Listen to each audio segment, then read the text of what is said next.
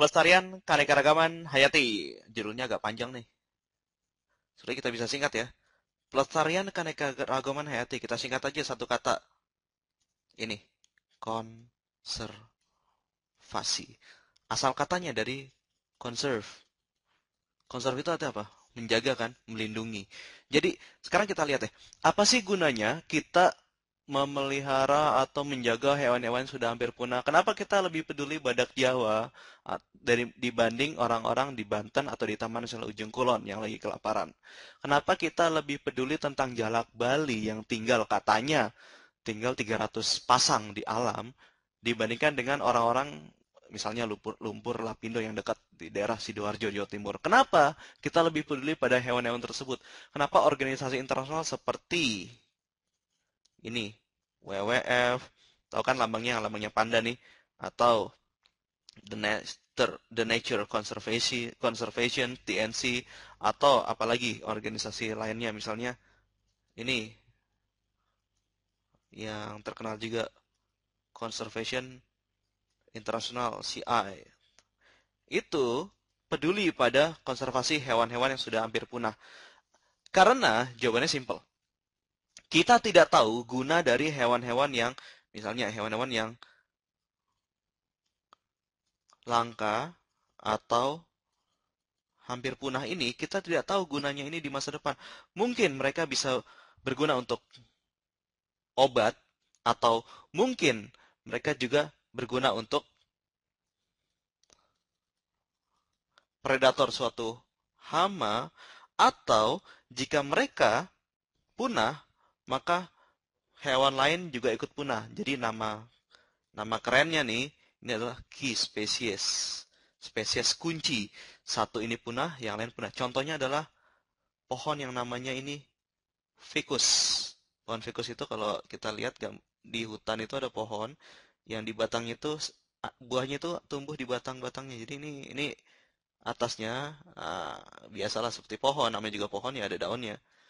Nah, batangnya kayu kan karena saya bilang pohon. Nah, di sini ada buah-buahnya. Ficus kenapa menjadi key species? Karena buahnya ini menjadi makanan hampir seluruh penghuni hutan hujan tropis. Jika dia punah, maka hampir bisa dipastikan semua hewan juga mengalami kesulitan. Oke, sekarang kita udah tahu gunanya adalah untuk bisa obat, predator hama. Tapi ini adalah alasan-alasan sekarang. Kita tidak tahu gunanya sesuatu sampai dia hilang kan. Maka dari itu kita harus menjaganya. Kita harus mengkonservasinya. Oke, sekarang kita masuk ke bab berikutnya ya, yaitu bab keanekaragaman makhluk hidup dan upaya pelestariannya. Nah, untuk soal nomor 1, ini katanya berikut ini yang menunjukkan adanya variasi pada tingkat jenis itu adalah yang mana? Oke, jadi untuk bab keanekaragaman ada yang kita kenal dengan istilah keanekaragamannya sendiri. Terus ada juga yang kita kenal dengan istilah variasi. Emangnya beda?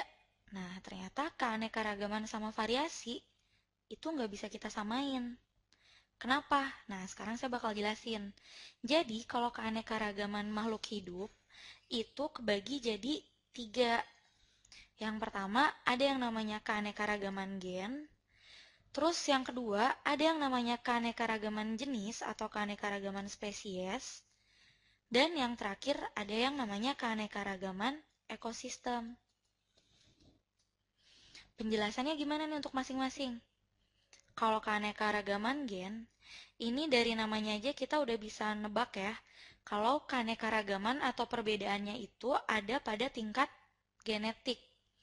Artinya perbedaannya itu mungkin uh, kelihatan dari luar, tapi cuma. Nah, sekarang untuk soal nomor 3, ini gampang banget, kamu pasti bisa jawab. Soalnya udah saya bahas di soal-soal sebelumnya, baik di soal nomor 2, juga di soal nomor 1. Jadi katanya pertanyaannya gini, keanekaragaman di bawah ini bukan pengelompokan keanekaragaman makhluk hidup adalah yang mana? Jadi yang bukan pengelompokan keanekaragaman. Nah, sekarang kita masuk ke soal nomor 5 tentang keanekaragaman. Tadi kan kita udah bahas ya, kalau keanekaragaman itu ada yang namanya keanekaragaman gen, yang kita sebut dengan variasi. Terus, Kalau tadi kita sudah membahas tentang definisi dari sistem pencernaan. Berarti sekarang kita lihat organ-organ yang berfungsi dalam sistem pencernaan kan. Nah, sekarang saya gambar lebih dahulu. Pertama dimulai dari, nah nih mulut kan. Terus ronggongan. Dari sini ada tonjolan dikit. Nah, lalu membentuk tonjolan lagi, saluran ke bawah. Nah, ini agak berliku-liku di sini. Kita belajar tentang struktur dan susunan gigi. Sebelumnya kita tahu bahwa gigi adalah tempat pertama di mana pencernaan itu dimulai. Pencernaan yang disebutkan di sini adalah pencernaan secara, kita sebut pencernaan secara mekanik karena menggunakan cara kerja fisik. Kita buat dulu gambar gigi, strukturnya seperti judul kita, struktur dan susunan gigi. Pertama adalah struktur. Saya gambar seperti ini ya. Walaupun nggak mirip seperti gigi, seperti biasa gambar saya, tapi saya coba agak mirip. Jadi, nah nih, ini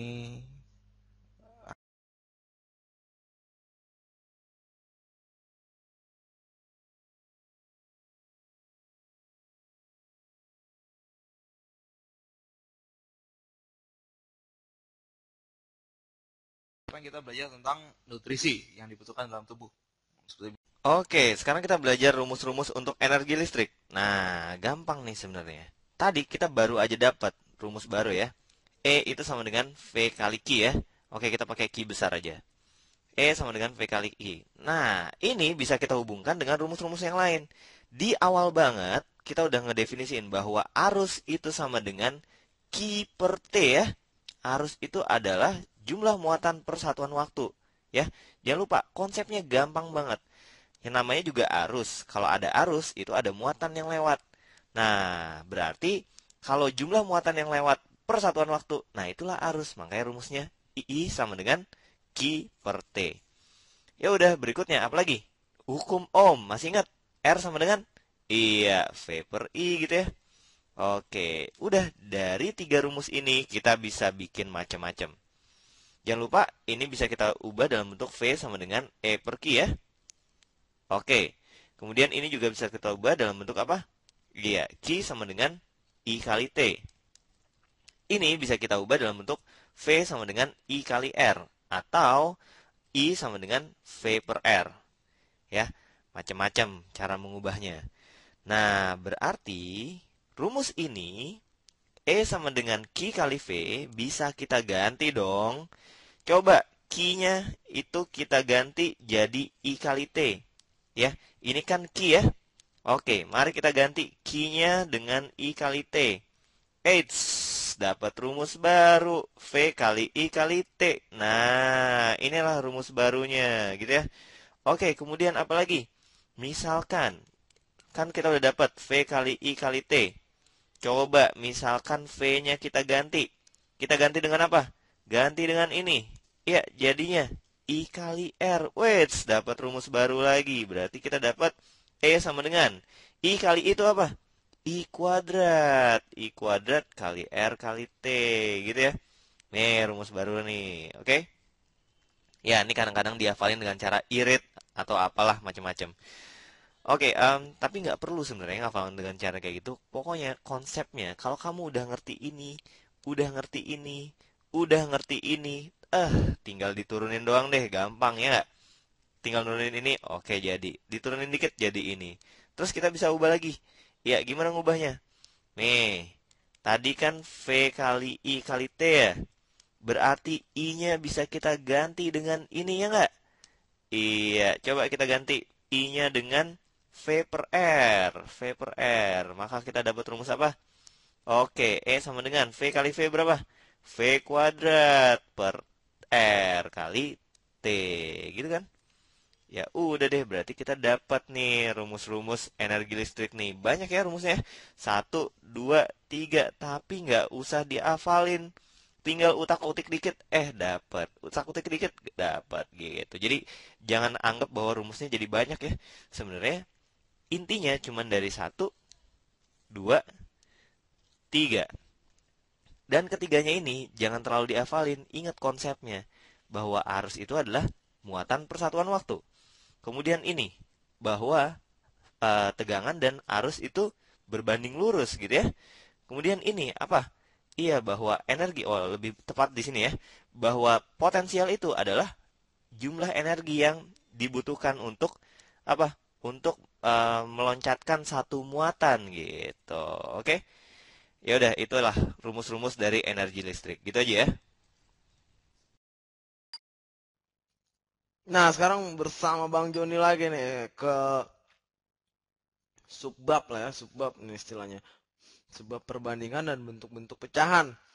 Jadi, jadi kita balikin lagi ke konsep pecahan bahwa pecahan itu artinya adalah sebuah perbandingan antara katakanlah P dan Q misalnya atau banding Q. Jadi sebuah perbandingan antara P dengan Q. Nah, meskipun P-nya terkadang lebih besar gitu, misalnya 5, Q-nya cuma 2, ini juga termasuk pecahan gitu. Atau ada juga misalnya P-nya 3, Q-nya 7, ini juga termasuk pecahan gitu kan. Nah, itu adalah perbandingan aja antara P banding Q itu bandingnya P dapat 5 roti, Q dapat 2 roti misalnya satuannya roti gitu. Atau bisa juga perbandingan dari misalkan ya, ini ada Q, ini Q segini, sedangkan P segini. Nah, pecahannya itu jadi perbandingan antara misalnya ada yang pecah segini nih, nggak bulat lagi jadi bentuknya ya kayak gini. Nah, kayak gitu kan. Nah, yang pecah itu sebanyak P dari kita bagi keseluruhannya Q gitu. Q bukan Q ini nggak segini, Q itu full gitu. Oke? Q bukan segini tapi Q kita harus sepakatin bahwa Q-nya itu yang lingkaran bundar ini gitu. Nah, jadi segini itu perbandingannya dibanding keseluruhannya adalah P per Q. Jadi itu konsep dari pecahan itu perbandingannya. Oke. Nah, kita juga bisa nih menjadikan misalnya 5 mau dijadiin pecahan. Ya 5 itu sama aja 5/1 kan. Sama dengan berapa nih? Misalkan kita kali 5. Kalau gitu bawahnya juga kita kali 5 kan? Ingat ya, konsep dari pecahan. Kalau gitu ini sama dengan atas pembilangnya 5 kali 5, 25 per 1 kali 5, 5. Nah, bisa juga 5 dinyatakan dalam pecahan 25 per 5. Atau bahkan misalnya 30. Kalau mau 30 per berapa? Ayo, ini kan 5 per 1. Jadi 30 tuh dikali 6. Kalau gitu ini juga kali 6. Jadi 30 per 6 itu sama dengan 5 gitu ya. Nah, itu juga dalam bilangan bulat tuh bisa dijadikan pecahan juga ternyata ya. Sekarang gimana caranya mengubah bilangan sorry, pecahan biasa kayak gini misalnya berapa ya? 4/3 dijadikan ke pecahan campuran. Aduh, apalagi tuh pecahan campuran. Jadi, pecahan yang ada bilangan bulat, terus ada pecahannya juga di sini. Nah, ini bilangan bulat, terus ada pecahan biasa juga. Ini biasa disebut pecahan biasa ya. Ya P per Q gitu atau A per B itu pecahan biasa. Nah, bilangan campuran ada A per B misalnya mau dijadikan bilangan campuran. Jadi ini ada suatu bilangan bulat, katakanlah D. Nah, ditambah pecahan biasa gitu. Misalnya C per D gitu. Nah, kalau gitu ini mau ditambah berapa sih? Bilangan bulatnya pun berapa gitu. Gimana cara convert artinya mengubahnya itu? Jadi 4/3 itu kan sama dengan ayo berapa? Caranya adalah